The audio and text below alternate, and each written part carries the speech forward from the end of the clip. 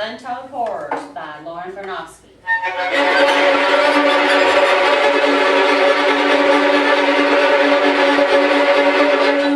It was raining that night as Willibus Wallaby walked slowly down Nunnery Lane. It was a light rain, a gentle rain, but just enough to send a chill down the spine. Ready, go! Willibus Wallaby walked along, listening to the sounds of the night.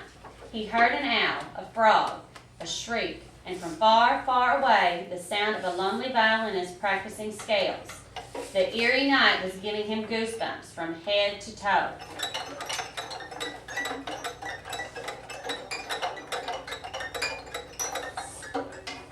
But suddenly it started to rain harder.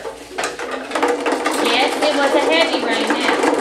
Willibus Wallaby quickened his pace, and as the wind started to blow in great gusts, he began to look frantically for a place, any place to seek shelter. Suddenly, he saw a house with a large porch and a light on the inside. He climbed up the steps to the porch.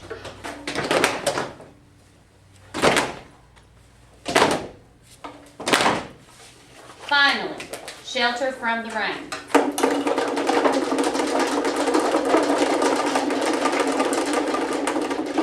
But not from the wind.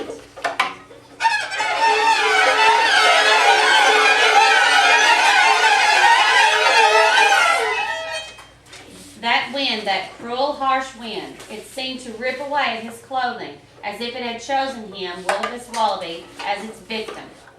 Willibus Wallaby's heart started to beat faster.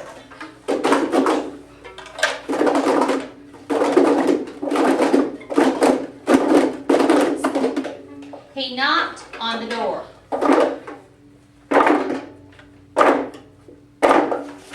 Slowly, slowly the door opened.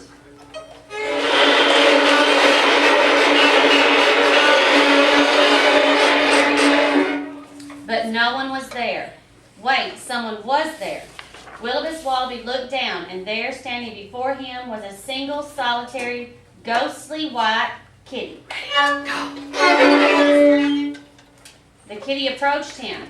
It rubbed itself against his leg and purred loudly, as if to say, "Dare to enter this house, and you shall never leave alive."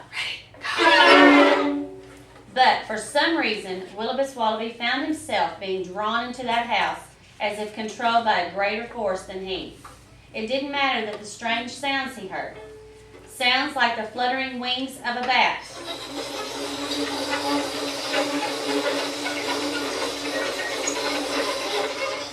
Or the eerie creaks that sounded like skeleton bones dancing in the night.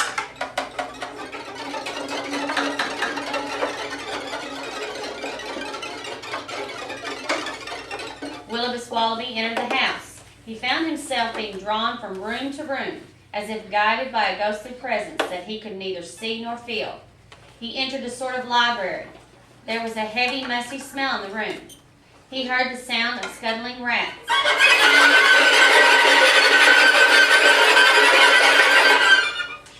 Through the dim light, he could make out bookcases towering above him. Never before had he seen such tall bookcases. His eye followed the bookcases all the way up to what seemed like an impossibly high ceiling. He heard from somewhere a clock striking 9. The clock startled him, and a wave of goosebumps took over him again.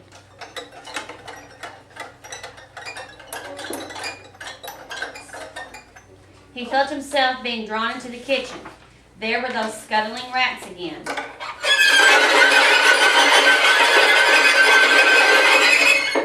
And then he saw it, on the table, sitting right there on the table, just inches away from him. Oh, it was too horrible to picture, yet picture it we must.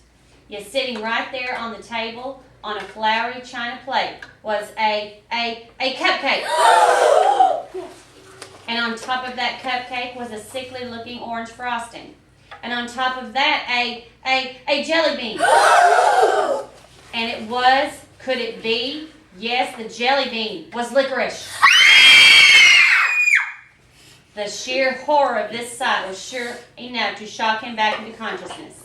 Now, having fully regained his senses, one thought and one thought only flashed in his mind, like a strobing neon light. Escape. Willoughby's Wallaby bolted out of the room, down the corridor, yet through more rooms. Another corridor. Doors bursting open as he flew, like a rocket through the house. He arrived at the front entryway, but standing before him was again the purring kitty. However, the kitty was no match for his frenzy. He sped towards the front door. But wait, the kitty was a match. The kitty ate him.